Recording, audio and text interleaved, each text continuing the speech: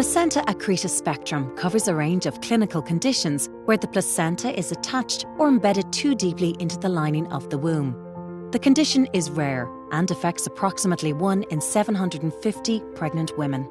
However, it is becoming more common due to the increased number of babies delivered by caesarean section.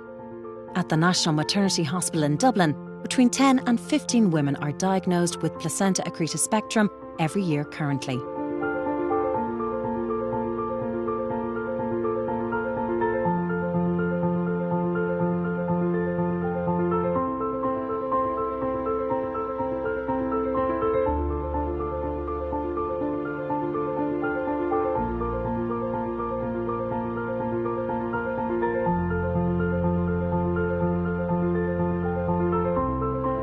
In order to understand placenta accreta spectrum, it is useful to understand the anatomy of the womb. The womb, also referred to as the uterus, consists of 3 layers. The endometrium, which is the innermost layer, the middle muscular layer called the myometrium, and the outer layer, which is the uterine serosa.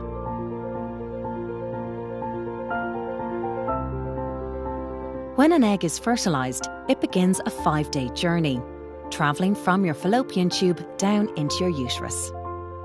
As it travels, your progesterone hormone levels rise, which help prepare the uterine lining for pregnancy. Implantation is a process in which the developing embryo, the blastocyst, makes contact with the uterine wall and remains attached to it until birth. The inner cell mass of the blastocyst forms the embryo, and the outer cell mass becomes the placenta. In a normal pregnancy, implantation happens high in the womb, where the endometrium is at its thickest. The placenta is a temporary organ that connects the unborn baby to the mother via the umbilical cord. It provides oxygen and nutrients to the baby and removes waste products. In a normal pregnancy, the placenta will separate from the lining of the womb after the baby has been delivered. Placenta accreta spectrum occurs when the placenta adheres to the lining of the womb and does not separate spontaneously after the baby is born. Placenta accreta spectrum consists of 3 main conditions: placenta accreta, placenta increta, and placenta percreta, depending on how deeply the placenta invades into the womb. Normally, the placenta attaches to the endometrium. However, in placenta accreta, the placenta grows beyond the innermost layer, the endometrium, and attaches to the muscle. In placenta increta, the placenta grows beyond the endometrium and deeply invades the muscle. Rarely, the placenta can attach and grow so deeply into the lining of the womb that it grows right through the outermost layer of the womb and impacts other organs, such as the bladder. This is called placenta percreta. Placenta accreta spectrum usually develops in women with 1 or more known risk factors. Women who have a low-lying placenta, a condition called placenta previa, and a history of previous caesarean section are at highest risk of developing the condition. Where the placenta is close to the cervix but not fully covering it is referred to as placenta previa minor.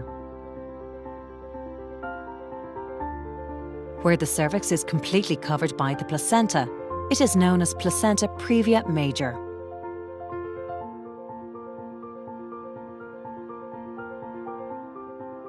While most women with placenta accreta spectrum have a history of caesarean section, it can also occur in a first pregnancy or if a woman has had no previous caesarean sections. The higher the number of previous caesarean sections, the greater the risk.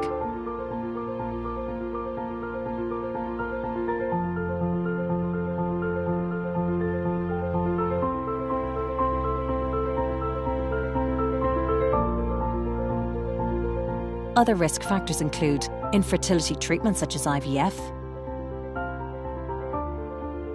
previous surgery for miscarriage or D&C, having had previous removal of a uterine fibroid, a surgical procedure known as a myomectomy.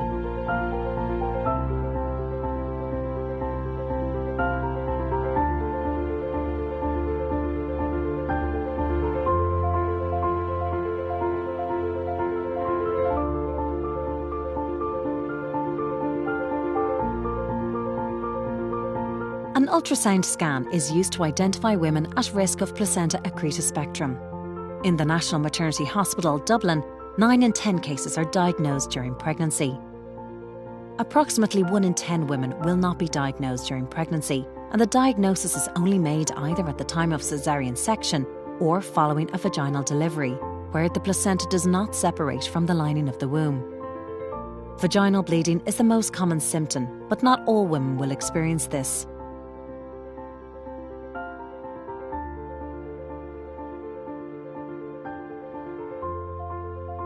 Once you have been diagnosed with placenta accreta spectrum, you will most likely be admitted to hospital as a long-stay patient. Diagnosis before delivery is important, as it allows the appropriate management and treatment plan to be put in place. Sometimes an MRI will be arranged.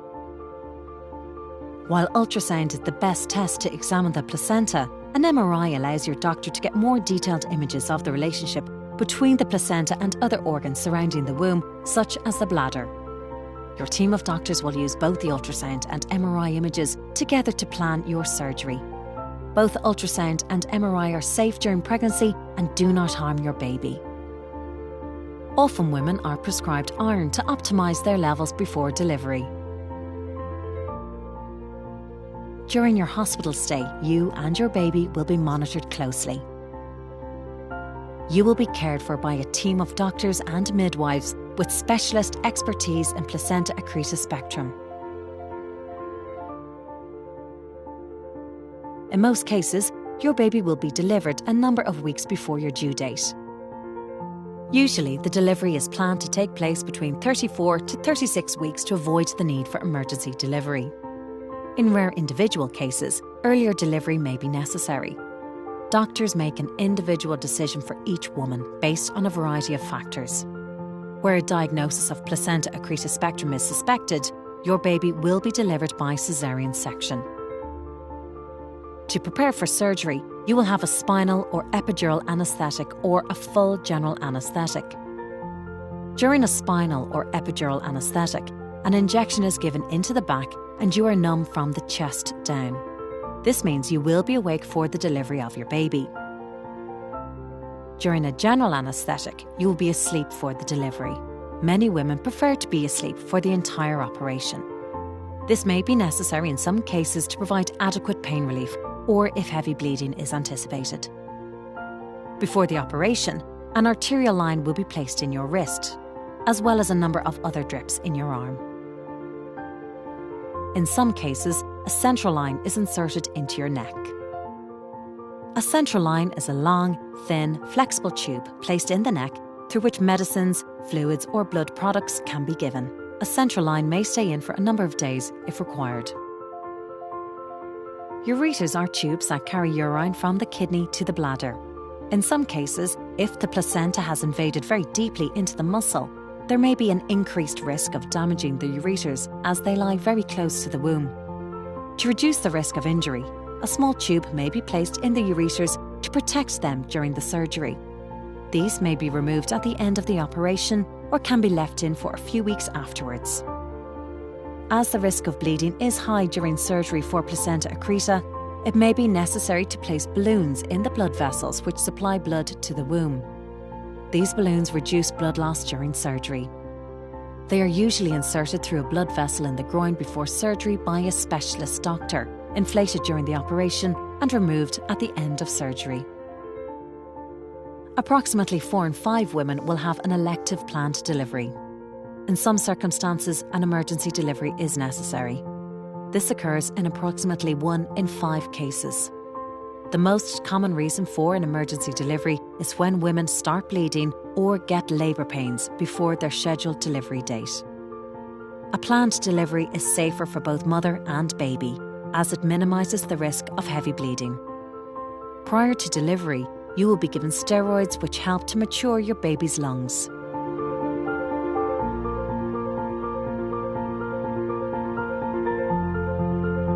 The surgery is generally performed through a large midline incision on the skin from above your belly button to the bikini line.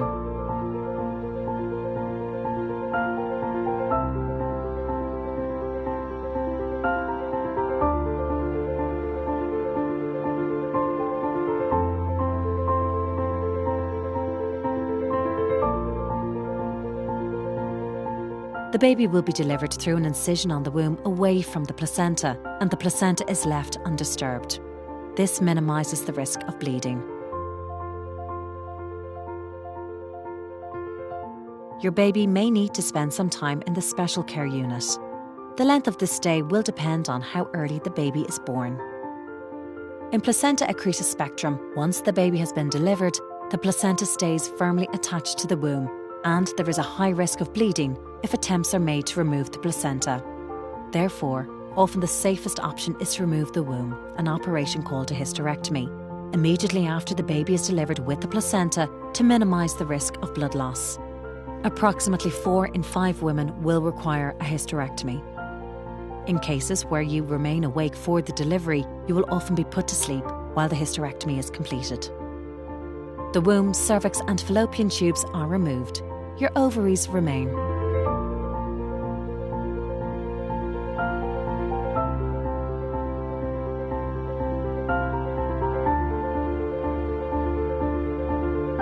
Heavy bleeding may require the need for a blood transfusion.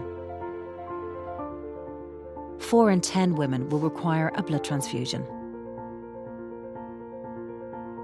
In order to reduce the need for a blood transfusion, your own blood is transfused back to you in a process called cell salvage. While most women with a diagnosis of placenta accreta spectrum will require removal of the womb, in some select cases, other treatment options are available. The placenta may have grown deeply into the lining of the womb only in one small area. The rest of the placenta may not be stuck. In these rare cases, this small area of the muscle can be removed along with the placenta. The womb is then preserved and closed in a similar fashion to a caesarean section. If the placenta starts to separate by itself, a gentle attempt to remove the placenta can be made. However, this is often associated with heavy bleeding and will only be attempted if the placenta separates naturally. In a small number of cases, the placenta can be left inside the womb, where it may absorb over a few months. This is not standard practice, and 6 in 10 women will need a hysterectomy at a later date due to heavy bleeding or infection.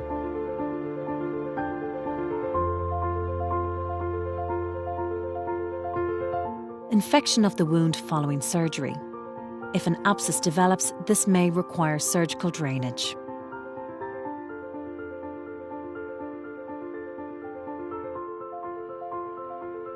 Following delivery of your baby, you will most likely be admitted to the high dependency unit for close monitoring and observation for 24 hours. During this time, you will have a catheter in the bladder and may have a number of drips in your arms and neck. Where the surgery has been uncomplicated and the blood loss minimal, you may only need to spend 3 to 4 nights in hospital after the delivery. However, if there was a complication or heavy bleeding, admission to intensive care may be necessary.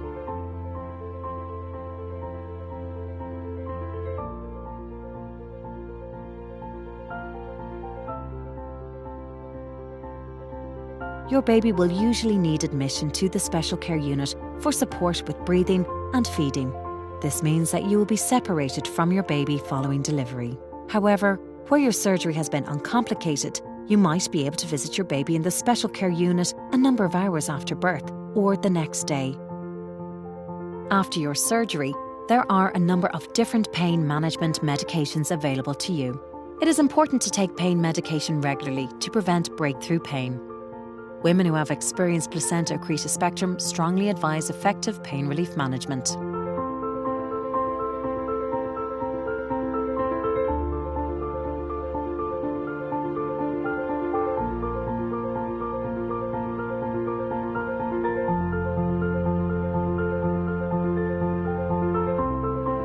Once you've been discharged home, you may need to take iron.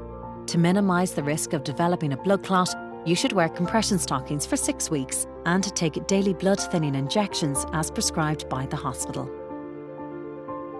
The surgical wound will take approximately 3 to 6 weeks to heal. Pelvic floor physiotherapy is recommended. Women may have spent a long time in hospital before their surgery and may go home before their baby has been discharged from the special care unit. So this can be a very challenging time for women and their families. In comparison to women who have undergone a caesarean section for other reasons, women with placenta accreta spectrum are more likely to experience ongoing pain and low mood for a number of months following their surgery. A postnatal review will be arranged in the hospital 6 weeks after surgery for a checkup. Follow-up and support services are available in the hospital and through the hospital support group, Placenta Accreta Ireland, to address any ongoing concerns.